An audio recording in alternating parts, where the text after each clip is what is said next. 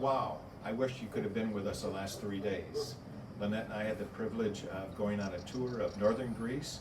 We were with Fotis Romeo, who is our host here, but we were also with Kostas, who is one of 3,000 professional Greek tour guides. He is one of 4 of those 3,000 who also has a major in biblical understanding. So it was a great, great privilege. We not only went to Meteora, which is where the monasteries of the Greek Orthodox Church are, many of them, but then we would go on and try to retrace the steps of the Apostle Paul. If you remember from Acts chapter 16, he was in Asia Minor, what we call Turkey today, and he received what was called the Macedonian call.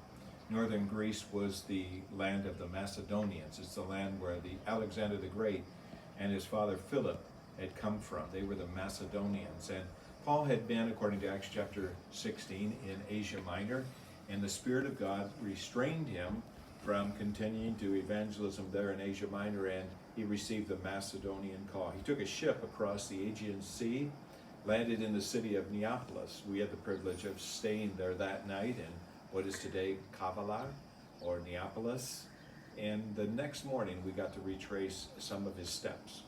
We went to Philippi first. It was a small village, but it was a Roman colony in the days of Paul. It had influence and power because it was a true Roman colony. Philippi is where the great battle between Brutus and Cassius versus Julius Caesar and Mark Antony took place in 42 BC. But a little bit later, in the years of the Apostle Paul, he landed here. It is there that you would read in Acts chapter 16 about his visit to the side of a river where Lydia and some other ladies who were God respecters or God-fearers were gathered, and the early church was established there. He was put in prison.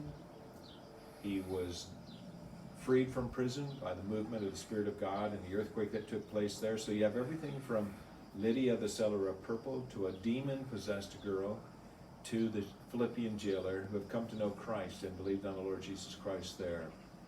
You can see that in Philippi. And we had the privilege of being there and walking through that ancient city. And from there, we would go down the coast to Thessaloniki, or Thessalonica, as we would say it. And the Apostle Paul had gone there. And you remember from Acts chapter 17 that in Thessalonica he was received, and some of the people responded to the gospel. However, the Jews were moved with envy or jealousy, and the persecution came.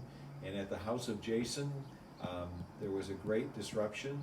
Paul and Silas and others had escaped down to the sea and would go on to a city called Berea. So we had the privilege of going to Thessalonica and seeing that city. We also had the privilege of going to Berea, where the gospel or the book of Acts will tell you that in Acts chapter 17, they were more noble in that they searched the scriptures daily to see if the things that Paul had said were true. And then you remember that persecution continued there, and so he would go down to the sea, and by boat he would go to the city of Athens. So in the last 3 days, we've been in Meteora, we've been in Philippi, Neapolis, Thessalonica, Berea.